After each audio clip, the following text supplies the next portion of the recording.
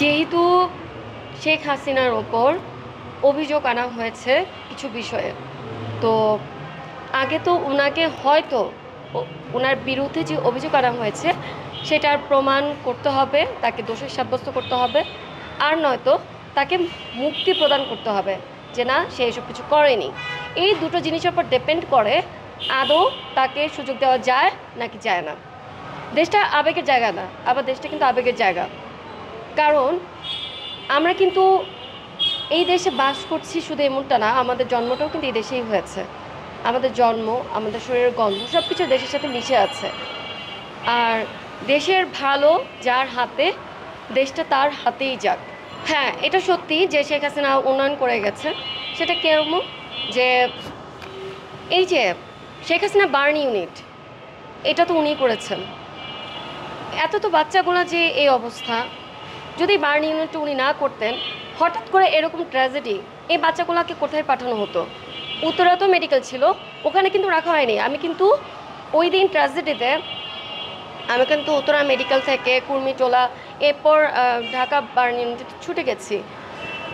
তো আমার প্রশ্ন হচ্ছে যে উনি যেহেতু যদি উনি উন্নয়নটা না করতেন, মানে এই বার্ন ইউনিটটা না করতেন, তাহলে এই বাচ্চাগুলোকে কোথায় ভর্তি করানো হতো? কুর্মিটোলায় কিন্তু সব বাচ্চাদের রাখে নাই, উত্তরা মেডিকেলও সব বাচ্চাদের রাখে নাই। এরপর আবার মেট্রো রেলের ব্যাপারটা আসি, যে উত্তরা থেকে জাস্ট 15 মিনিটের মধ্যে আমি ঢাকা মেডিকেলে ওখানে গেছি। তাহলে এটা কিসের থ্রুতে? Obviously metro rail. তো অবশ্যই এটা ওনার অবদান রয়েছে। হ্যাঁ, অনেকে বলে যে এই উন্নয়ন করতে গিয়ে কয় টাকা লেগেছে, সবই তো নিজের পকেটে ঢুকেছে। ভাই ঠিক আছে, এটা ভালো, আপনারাই দুর্নীতি করেন না, আপনারা এই টাইপের দুর্নীতি করেন, পরে এরকম দেশের উন্নয়ন করেন। উনি তো আপনাদেরই বক্তব্য যে শেখ হাসিনা এই পদ্মা সেতু, এই মেট্রো রেল, বার্ন ইউনিট, এই 2-4 টাকা দিয়ে এগুলা করছে, 10 কোটি টাকা নিজের পকেটে ঢুকিয়েছে, আর 2-4 টাকা দিয়ে এই সমস্ত উন্নতি করেছে। আর বাকিটা সব ওনার ছেলে জয়, ওনার মেয়ে, ওনার ভাগ্নি, ওনার ভাগনা, উনি সব ওনাদের পকেট ভরেছে।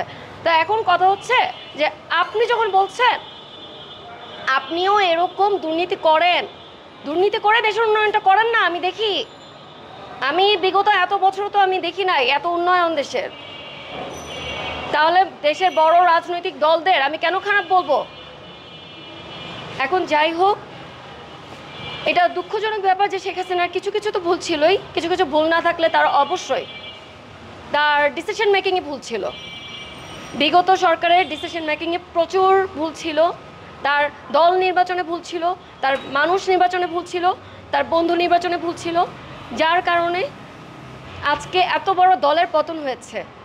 আমি এখন যেটা করছে এনসিপি, আশা করব বিএনপি যে সভাপতি আছেন, যে চেয়ারপারসন আছেন, তারা তাদের দলের ব্যাপারে এরকম কোনো ভুল ডিসিশন বা ভুল সিদ্ধান্ত নিয়ে জনগণের মধ্যে ক্ষোভ সৃষ্টি করবে না বা জামাতও করবে না। এরকম আসলে যার হাতেই দেশটা যাক, আমি চাইবো আমার দেশটার ভালো হোক।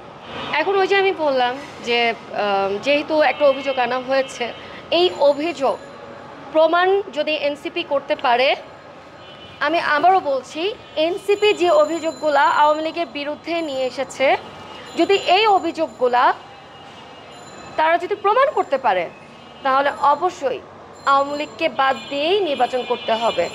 আর যদি ব্যাপারটা যে এরকম হয় যে আমরা নিজেরাই পকেট ভরতে, আসন গ্রহণ করতে